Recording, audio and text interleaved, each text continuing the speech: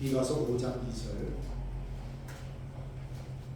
5절까지 한 절씩 나누어서 읽겠습니다. 문장이 끝나지 않아서 여러분이 좀 어색하실 텐데 그러면 우리가 6절까지 읽을까요? 6절까지 2절에서 6절까지 제가 먼저 읽습니다.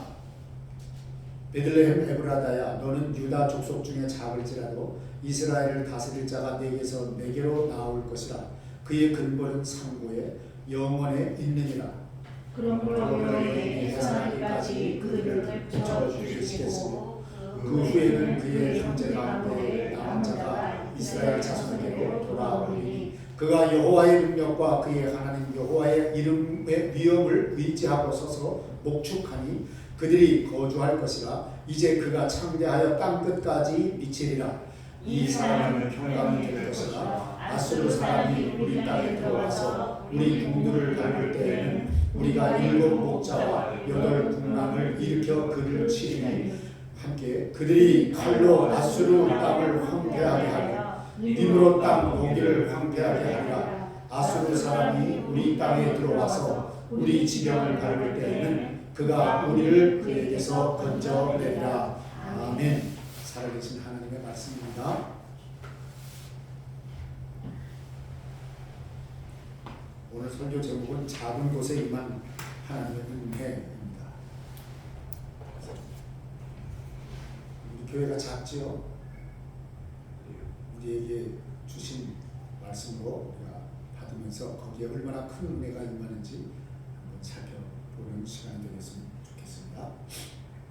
우리는 종종 우리의 믿음이 너무 작다고 느낄 때가 있습니다.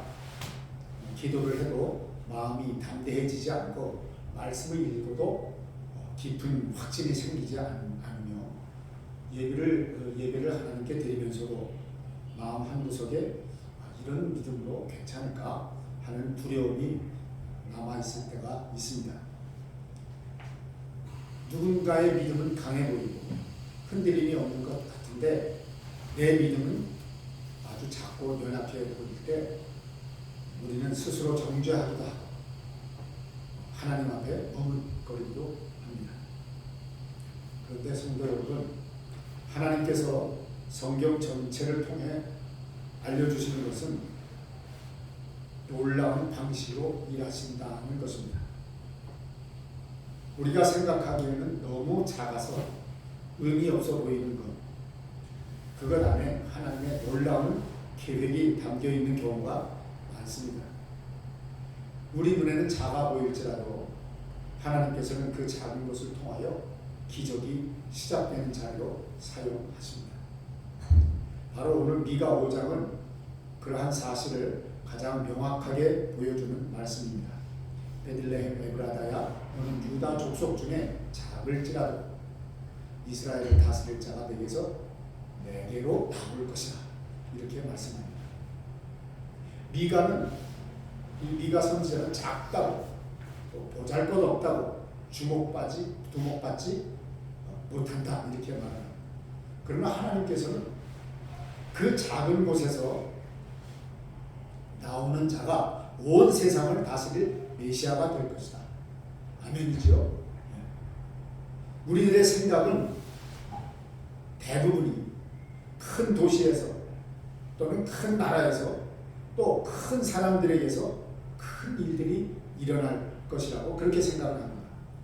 하지만 하나님께서는 말씀하십니다. 나는 작은 곳에서 큰 일을 준비한다. 세상의 기준으로 보면 너무나도 작은 베들레헴, 사람의 시선으로는 결코 선택받을 수 있는 이유가 없는 바로 그곳에서 하나님께서는 구원의 역사를 시작하신 것입니다. 이 사실이 오늘 우리의 믿음과 깊이 연관되어 있습니다.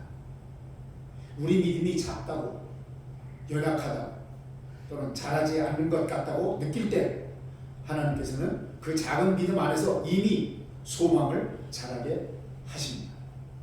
문제는 우리가 그 믿음을 누구에게 맡기고 있느냐 하는 것입니다.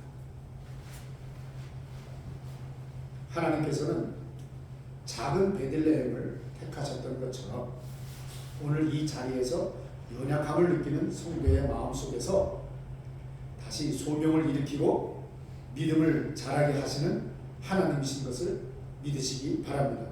작아 보이는 믿음일지라도 하나님께 맡겨질 때 그 믿음은 하나님께서 키우시는 믿음이 되고 결국 소망의 능력으로 자라나게 됩니다. 오늘 말씀 앞에 하나님께서는 우리에게 이렇게 초대하십니다. 네가 얼마나 큰 믿음을 가졌는지를 보지 말고 너의 작은 믿음을 누구에게 맡기고 있는지를 보라. 이제 본문을 통하여 그 은혜의 방식을 함께 살펴보도록 하겠습니다. 제일 먼저 하나님께서는 작은 것을 통하여 큰 일을 준비하십니다. 미가 5장 2절은 성경 전체에서 가장 놀라운 역설을 담고 있는 말씀 중에 하나입니다. 베들레헴 에브라다야 너는 유다 족속 중에 작을지라도. 하나님께서는 여기에 한 단어 작을지라도를 통하여 우리의 신앙과 삶에 대한 그 하나님의 방식이 무엇인지를 드러내고 계십니다. 우리는 무엇이든지 큰 것을 좋아하죠. 많은 것 좋아합니다. 큰 도시, 큰 영향력, 큰 능력, 그렇죠. 큰 믿음. 그러나 하나님은 아주 다르게 일하십니다. 하나님께서는 작은 것을 기쁘게 사용하시는 분이십니다. 이 미가 선지자 시대에 베들레헴은 그저 작은 시골 마을이었습니다. 지도에 표시할 가치도 없고 사람들이 기대할 만한 곳이 아니었습니다. 그러나 하나님께서 말씀하십니다. 바로 그 작은 곳에서 나의 큰 계획이 시작됩니다. 이렇게 말씀하시는 데에는 아주 중요한 영적인 원리가 담겨 있습니다. 첫째는 하나님은 우리의 작음을 결코 방해 요소로 보지 않으신다는 사실입니다. 하나님께서는 크고 대단한 사람을 원하시는 것이 아닙니다. 하나님께서는 그분의 영광을 드러낼 자리를 원하십니다. 그리고 작은 자리가 오히려 그 영광을 더 선명하게 드러내는 자리입니다. 우리의 믿음이 작다고 해서 하나님께서 일하지 못하시는 것이 아니란 말이에요.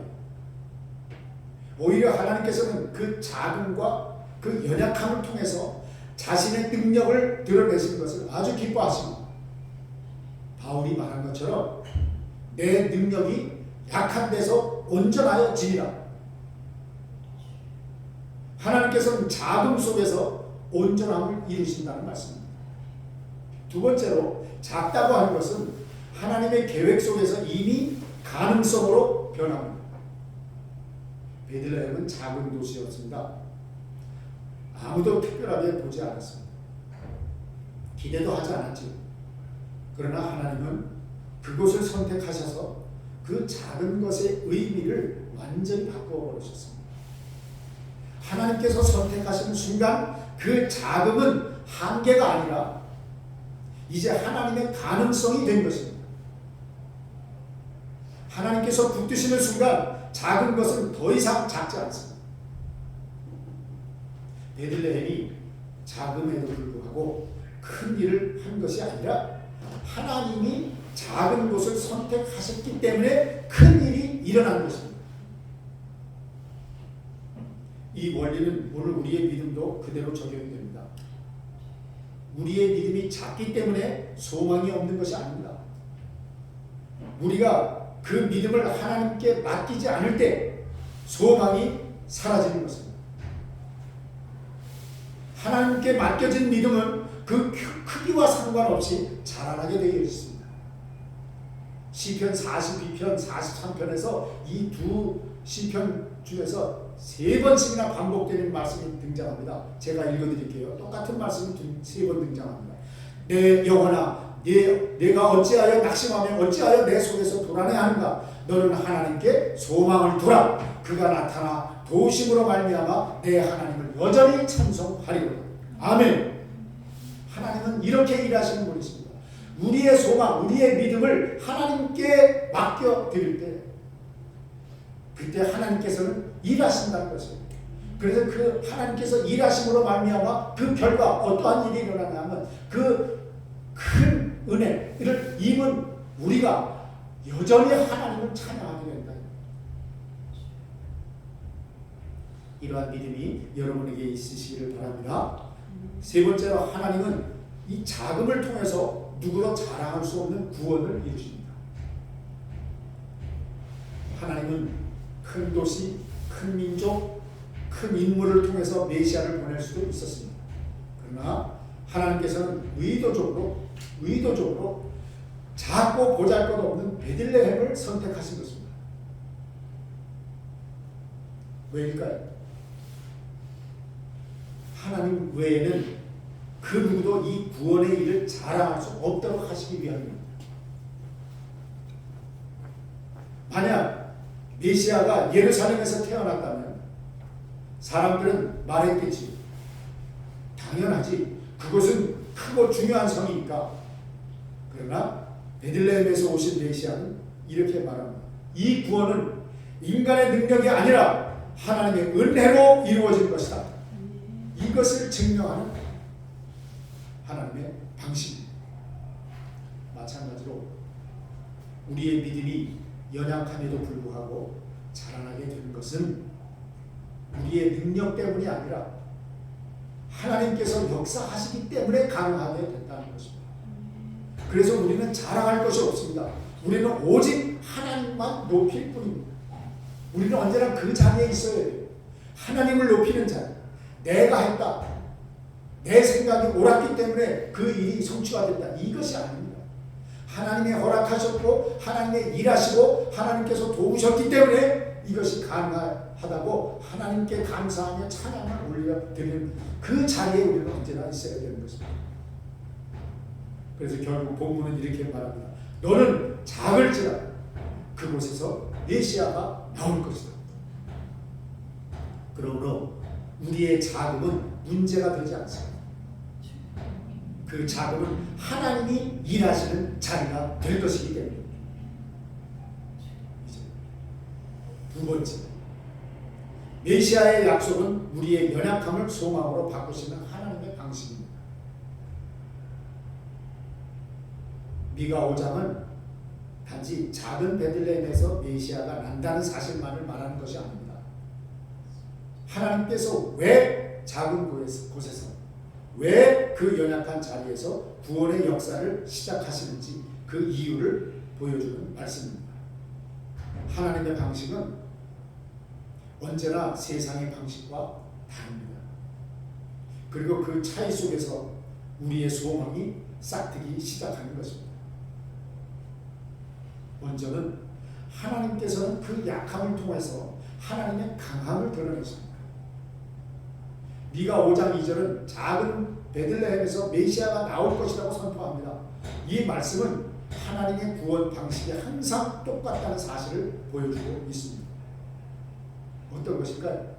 하나님께서는 작은 민족 이스라엘을 택하셨고 하나님께서는 작은 소년 다윗을 왕으로 세우셨으며 또한 작은 오병이어로 수많은 사람을 먹이셨고 작은 겨자씨 같은 믿음을 통해서 산을 옮기겠다고 말씀하셨습니다. 이 모든 과정은 하나님의 진리를 향해 가리키고 있습니다. 어떤 것일까요? 하나님은 우리의 강함을 사용하시는 것이 아니라 우리의 큰 것을 사용하시는 것이 아니라 우리의 약함을 통해서 하나님의 강함을 드러내신다는 사실입니다. 연약한 믿음을 가진 성도들이 가장 두려워하는 것이 뭘까요? 여러분 마음속에 흔히 떠오르는 마음일 수도 있겠습니다. 나는 부족해서, 나는 믿음이 부족해서 하나님께 쓰임받을 수도 없을지도 모른다. 이거 아닙니까? 그러나 성경은 정반대의 메시지를 우리에게 전합니다. 하나님께서는 그 연약함을 택하심으로 그분의 영광을 나타내신다는 사실입니다. 이 사실을, 이 말씀을 믿으시기 바랍니다. 우리의 믿음이 연약할수록 하나님의 능력은 더 선명하게 드러납니다. 우리가 스스로 강하다고 생각한다면 하나님은 일하실 필요가 없지요. 그러나 우리가 약함을 인정할 때 하나님께서 일하실 공간이 열리게 되는 것입니다. 두 번째로는 메시아는 우리의 연약함을 하나님의 소망으로 바꾸시는 분이십니다. 미가 5장은 베들레헴에서 메시아가 나오실 뿐만 아니라 그분이 우리의 평강이 되실 것이라고 5절에서 그렇게 말씀합니다.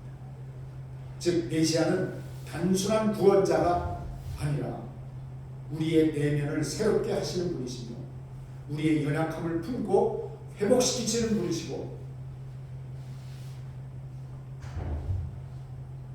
동시에 우리의 소망을 다시 일으키시는 그런 분이십니다.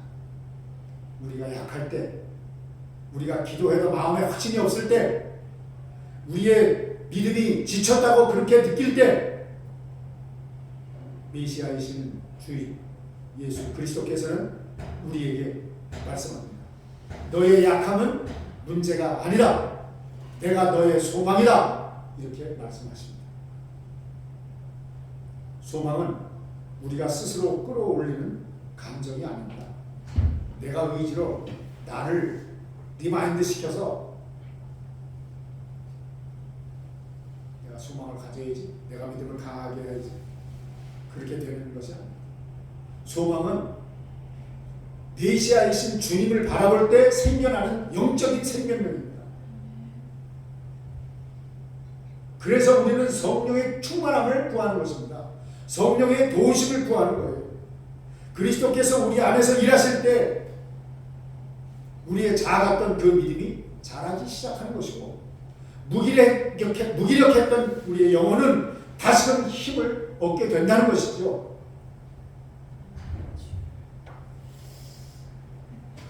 제가 종종 인용하는 존 파이퍼 목사님의 늘 이렇게 강조합니다. 하나님은 우리가 강하기 때문에 우리를 쓰시는 것이 아니라 하나님이 강하기 때문에 우리를 쓰신다. 아멘입니다.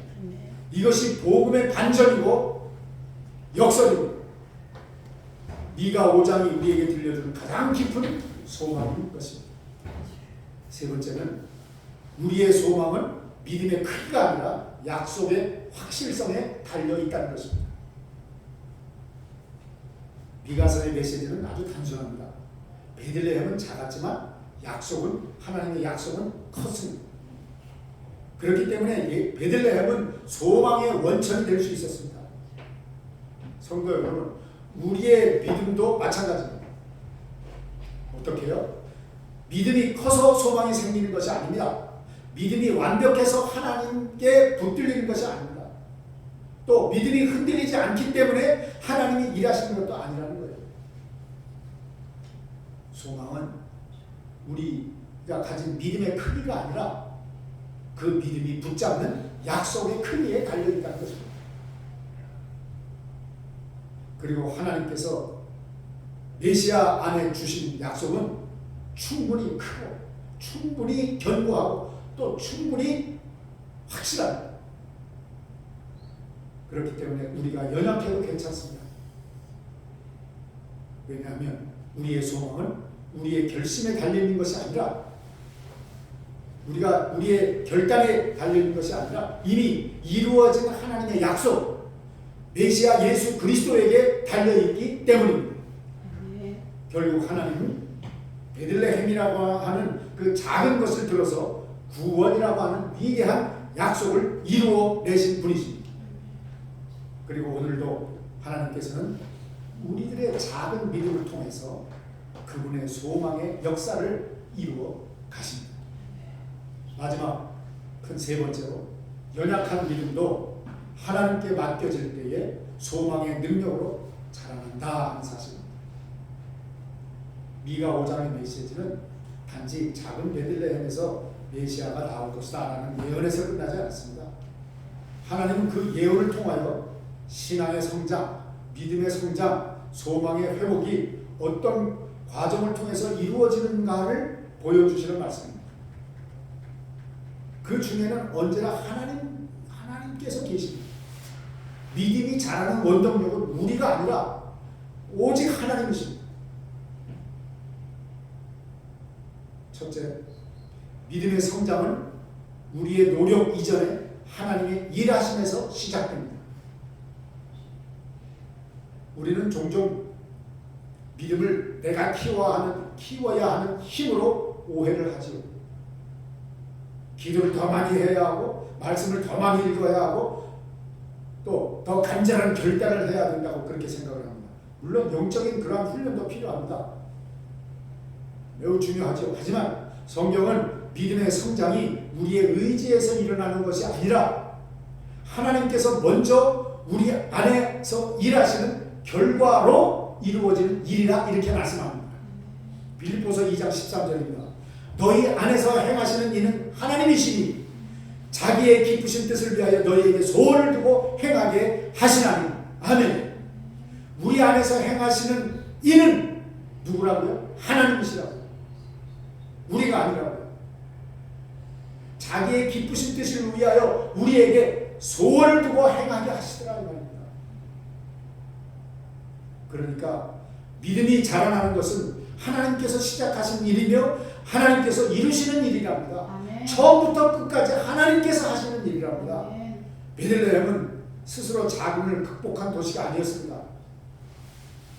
하나님께서 그곳을 선택하심으로 그 자금이 영광스러운 장소로 변하게 된 것입니다. 마찬가지로 우리의 믿음이 자라나는 이유는 우리가 대단해서가 아닙니다. 하나님이 우리의 믿음을 붙드시기 때문에 가능하게 되는 것입니다. 그러니까 우리는 끝까지 하나님께 매달려 있어야 돼요. 하나님께 붙어 있어야 돼요. 하나님께서 택하시면 자금은 걸림돌이 아니라 출발점이 된다고 하는 사실을 믿으시기 바랍니다. 동시에 하나님이 역사하시면 우리의 연약함은 장애물이 아니라 하나님의 영광을 드러내는 그 자리가 된다는 것입니다. 두 번째로 하나님께로 맡겨진 믿음은 반드시 자라납니다.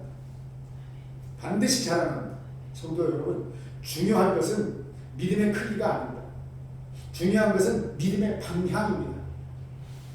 믿음이 약해 보일지라도 그 믿음이 하나님께로 향해 있다면 하나님은 반드시 그 믿음을 자라게 하십니다.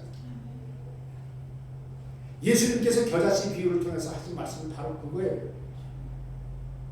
하늘나라의 일은 겨자씨와 같다고 했어요. 눈에 보이지도 보이라 말락한 그런 작은 씨예요.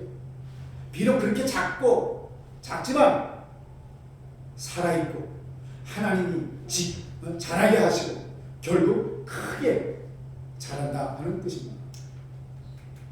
우리가 하나님께 우리의 연약한 믿음을 정직하게 올려드릴 때 그 순간 하나님께서는 그 믿음을 성장의 토양으로 사용하십니다. 하나님께 맡겨진 믿음은 결코 그대로 머물지 않습니다. 하나님이 숨을 불어넣으시는 믿음은 반드시 자라고 깊어지고 강해집니다. 걱정하지 마십시오. 세 번째로 믿음은 상황을 분석할 때 자라지 않고 약속을 붙들 때 자란다는 것입니다. 믿음이 약해질 때 우리는 흔히 상황을 바라봅니다. 내 형편이 이러니 믿음이 자랄 수 있겠나? 또 이 문제 때문에 마음이 흔들리는데 어떻게 확신을 가질 수 있겠나? 그죠? 그러나 미가 5장에 나오는 소망은 현실의 개선을 개선하는 데서 오는 것이 아닙니다. 그 소망은 하나님의 약속에서 오는 소망입니다. 베들레헴의 현실은 변하지 않았습니다. 베들레헴 그대로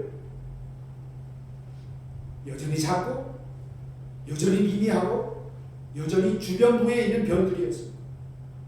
그들의 소망은 현실이 좋아졌기 때문이 아니라 하나님이 약속하셨기 때문에 생겨난 것입니다. 우리도 마찬가지입니다. 믿음은 상황이 좋아져서 자라나는 것이 아닙니다. 그 상황 속에서 하나님께서 약속하신 말씀을 붙드는 순간 자라나게 되어 있습니다. 우리 미래 남은 교회를 우리 상황이 좋아져서가 아니라 그 작은 상황 속에서 하나님께서 약속하신 바 그 말씀을 붙들 때에 우리의 믿음과 우리의 형편과 우리의 모든 결실을 맺게 하시도록 우리로 하여금 믿음이 자라게 하시는 것입니다. 그렇기 때문에 믿음의 근력은 현실을 분석한다고 되어지는 일이 아닙니다. 믿음의 근력이라고 하는 것은 하나님의 약속에 무게를 두기 시작할 때 그럴 때 생기는 것입니다. 작은 믿음이 약속을 붙드는 순간 그때 믿음은 비로소 하나님이 키우시는 그런 놀라운 믿음이 되는 것입니다. 낙심하지 마십시오. 형편을 보지 마세요. 하나님의 약속을 붙드시기 바랍니다. 네 번째 마지막으로 하나님께서는 연약한 믿음으로도 우리들의 삶에 소망을 일으키십니다. 미가서 5장 5절은 이렇게 말합니다. 그가 우리의 평강이 될 것이다. 아멘. 평강은 우리가 상황을 통제할 때 오는 것이 아닙니다. 메시아가 우리의 삶 가운데 자리를 잡으실 때 주어지는 것이에요. 그리고 이 평강은 믿음에 강할 때만 임하는 것이 아니라 믿음이 흔들릴 때, 우리의 믿음이 연약하여 흔들릴 때, 약할 때, 작을 때에도 예수 그리스도께서 함께 하시는 곳이면 어디든 평강이 임하는 것입니다. 이 사실을 붙드시기 바랍니다. 사랑하는 성도 여러분, 우리가 연약한 것 때문에 문제가 아닙니다. 문제는 연약한 믿음을 내 손에 계속 붙잡고 있는 것입니다. 그것이 문제입니다. 그 믿음을 하나님께 맡기십시오. 하나님은 작고 흔들리는 믿음도 기쁘게 받으시고 그것을 성장시키시고 그 속에 소망이 자라게 하십니다. 그분은 작은 베들레헴을 통하여 메시아를 준비하신 분이십니다. 그렇다고 하면 작은 믿음을 통하여 소망을 자라게 하시지 못할 이유가 어디 있겠느냐 하는 거죠. 우리가 소망을 가지는 이유는 우리의 믿음이 완전해서가 아니라 그 믿음을 붙들고 계시는 하나님의 약속이 완전하기 때문입니다. 우리가 작아도 괜찮습니다. 하나님께 맡겨지기만 한다면 그 믿음은 반드시 자랍니다. 반드시 소망을 꽃 피울 것입니다. 반드시 하나님께서 일하십니다.